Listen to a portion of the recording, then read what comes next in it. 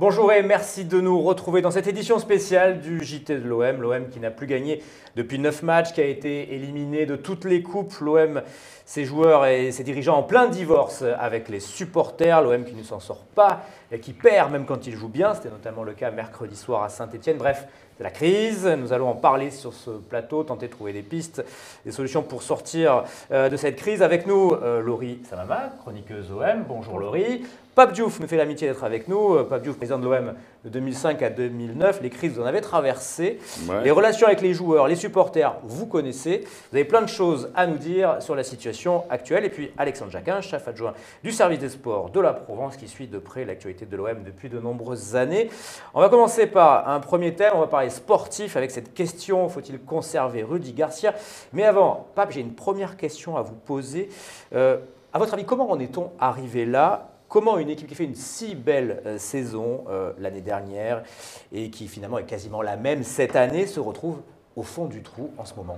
Je crois simplement qu'il faut, peut-être éviter le défaut d'analyse et ne pas penser que l'équipe de l'Olympique de l'OM la saison dernière a été une brillante équipe. De mon point de vue, c'est une équipe qui avait su tirer le meilleur parti du nivellement de valeur qui en fait, est un peu la caractéristique du football. Donc, l'OM, l'année dernière, a su tirer le maximum, je le dirais, de la situation. Ces joueurs ont sans doute joué, je ne dirais pas en sur-régime, mais ont donné chacun ce qu'il avait. C'est ce qui avait donné les résultats. Et cette année, la réalité... Enfin, il y avait une dynamique quand même, il y avait quelque chose, il y avait un état d'esprit, il y avait un collectif. Mais l'état d'esprit, le collectif, tout ça, ça participe de ce nivellement des valeurs dont je parle. Et je crois que l'entraîneur a su, évidemment, bâtir une équipe autour de ses vertus. Et cela a donné effectivement les résultats qu'on connaît. Laurie, pourquoi ça va si mal à l'OM d'un seul coup, là, en tout cas depuis quelques semaines? Je crois que c'est la question que tout le monde se pose. Et puis c'est aussi un petit peu le cercle vicieux, quoi, hein, ce que vous disiez. Il y a eu ce match à Saint-Etienne, peut-être le meilleur de la saison, en tout cas de ce qu'on a vu dans le contenu. Mais la défaite quand même au bout, c'est un cercle vicieux. C'est-à-dire que les victoires ne viennent pas, il y a du mieux. Rudy Garcia tente beaucoup de choses, mais malheureusement, il n'y a pas d'issue positive. Et voilà, l'état d'esprit fait... Enfin, tout ça est un petit peu plombé par forcément le manque de résultats. On parle de Rudy Garcia dans un instant, mais Alex, quand même une question. Est-ce que c'est pas dans ce mercato un peu raté là, de cet été que naît cette crise et puis ce manque de confiance aussi de la part des supporters? Oui, je pense qu'un peu c'est faible. Il est complètement raté dans la mesure où l'OM avait identifié les besoins depuis longtemps. C'est-à-dire qu'il fallait une doublure à Jordan Amavi depuis au moins un an, depuis le départ de Patrice Evra. Personne n'a été recruté. Il fallait un attaquant. Alors il fallait remplacer Bafé Gomis. Les dirigeants ont misé sur Kostas Mitroglou. Bon, c'est un choix. Ça ne marche pas pendant 6 mois. On l'a vu que ça n'avait pas marché les 6 premiers mois. Donc au mois de janvier, il fallait le remplacer l'année dernière. Ils ne l'ont pas fait. Et erreur, c'est de ne pas encore l'avoir fait l'été dernier. Donc ça fait un an que le problème est identifié. Et là, aujourd'hui, on est le 18 janvier, si je ne me trompe pas. Le mercato a démarré depuis 18 jours. Et il n'y a toujours pas de recrues. Et ça, c'est vraiment un vrai problème. Parce que ça peut être l'une des solutions pour sortir de cette crise. Peut-être que un latéral gauche, un attaquant, une dynamique positive. Je me rappelle à l'époque de l'arrivée de Pagis et Maoulida au mercato d'hiver. Le déclic était venu là. C'était 2 bons joueurs qui avaient amené quelque chose de différent offensivement. Et là, il n'y a rien. Alors, on va revenir sur le mercato. On en parlera dans une autre séquence de JTOM. Mais Pape, on revient sur le sujet principal de ce premier débat. Faut-il conserver Rudy Garcia?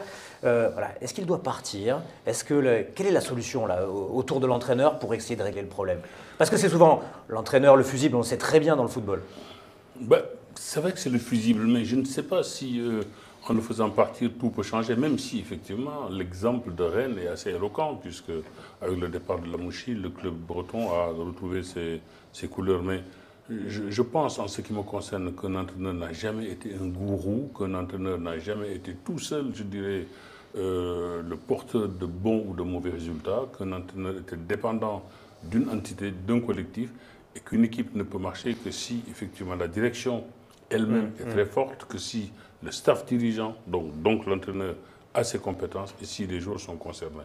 Est-ce le cas à l'Olympique de Marseille? Peut-être que la question peut être posée. La compétence de Rudy Garcia?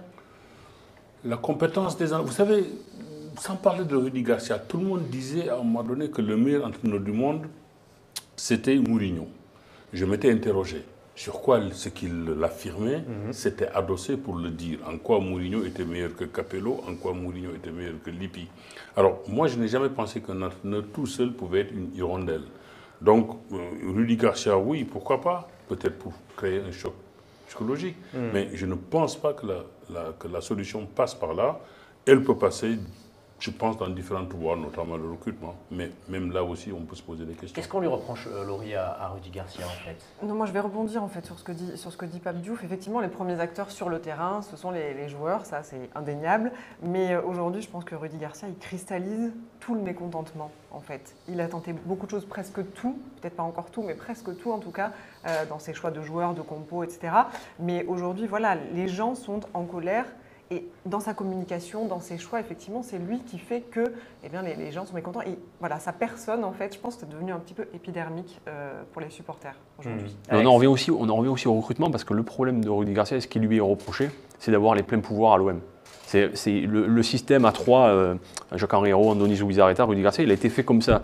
Si Rudy Garcia dit ce joueur je le veux pas, ou ce joueur je le veux, tout le monde se plie pour l'avoir ou ne pas l'avoir. Donc si Zubizarreta propose un joueur que Rudy Garcia ne veut pas, hop, le joueur est écarté. Donc aujourd'hui, les supporters se disent, cette équipe-là, elle porte le sceau et l'inscription Rudy Garcia. Et on voit que l'OM ne gagne plus, n'a plus gagné depuis plus de 2 mois. C'est donc de sa faute entièrement pour les supporters. Est-ce que ça veut dire qu'il doit être remplacé ? C'est une question. C'est quoi la tendance, question. Alex, vous êtes au Non, cœur de la l'actualité tendance, c'est olympienne, qu'il ne sera pas remplacé. Il ne sera pas remplacé. Jacques-Henri Hérault l'a prolongé fin octobre. Quand on prolonge un entraîneur fin octobre, on peut le licencier 2 mois plus tard, mais on est aussi responsable de l'avoir prolongé. Ça ne vous a pas surpris, Pape, que Rudy Garcia soit prolongé comme ça en début de saison Vous savez, au football, il y a tellement des démarches qui ne sont pas logiques. Mais je rebondirai moi aussi tout à l'heure dans ce que disait Alex. D'abord, bien recruter, c'est réduire au strict minimum la part d'erreur, la part d'improbabilité. Cela n'a pas été tout à fait le cas à l'Olympique de Marseille. Et puis la deuxième chose aussi qu'il faut dire, c'est qu'un entraîneur, c'est vrai, reste toujours un fusible, mais si la certitude était qu'en le faisant partir, les résultats changent, je pense que tout le monde le ferait. Ça coûterait cher pourtant, hein. Ça coûterait très cher à l'OM. Ça coûterait très cher et ce n'est pas du tout dit aujourd'hui que Garcia, l'année dernière, qui avait conduit cette même équipe en finale de la Coupe d'Europe, peut, je dirais, par son simple départ, faire rebondir l'équipe. Je suis en tout cas assez dubitatif. Mais ce choc psychologique dont on parle souvent, Pape, est-ce qu'il ne peut pas avoir lieu si effectivement Rudy Garcia venait à partir ? Le choc psychologique peut toujours avoir lieu. On l'a vu à Rennes. Mais ce qu'il faut dire aussi, c'est que le recrutement d'une équipe ne doit pas dépendre d'un seul homme, fût-il un entraîneur talentueux. Lorsque j'étais à la tête du club, lorsque j'étais aux affaires, le recrutement était d'abord une affaire de club. Il fallait d'abord que tout le monde soit d'accord. On prenait des joueurs au point que quand un nouvel entraîneur arrivait, il devait faire avec ce qui existait. Or, aujourd'hui, de ce que je sais, si un entraîneur venait à l'OM, il demanderait quand même à changer un tout petit peu l'effectif. Or, le recrutement doit d'abord être une affaire de club. Donc la tendance, Alex… Il y a tout un système derrière Garcia. Oui, il y a des adjoints, il y a le directeur de la cellule performance, médicale. C'est toute une équipe. C'est pas Rudy Garcia qui s'en va, c'est l'équipe de Rudy Garcia. Et à la fin, il reste l'analyse vidéo, il reste 2-3 personnes, l'entraîneur des gardiens qui était déjà là avant, Stéphane Cassard, et puis c'est tout. Donc l'OM fait quoi sans personnes là comme ça du jour au lendemain. La tendance, c'est quoi? Qu'il va rester jusqu'à la fin de la saison? Ah oui, la tendance, c'est qu'il va rester. Alors évidemment, après… Si ça se poursuit, si l'OM perd encore dimanche à Caen, il y a ce match contre Lille qui va être terrible au Vélodrome vendredi prochain, terrible sportivement, je parle. C'est sûr que s'il continue à enchaîner les défaites, ça risque d'être compliqué pour lui, ça peut venir de lui aussi l'idée de se dire, bon, peut-être que j'y arrive plus, mais aujourd'hui la tendance n'est pas de limoger Rudy Garcia. Pape Diouf, sportivement, c'est cuit là pour l'OM, c'est déjà mort là la saison?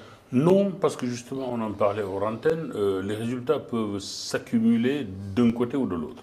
Il suffirait de 2, 3, 4 bons résultats pour effectivement que l'équipe, je dirais, se replace à nouveau. Mais il est vrai aussi, comme l'a suggéré Alex, que des défaites peuvent tout à fait aujourd'hui entraîner une situation peut-être explosive. L'OM donc qui joue à Caen ce dimanche. On va s'arrêter là pour ce premier thème.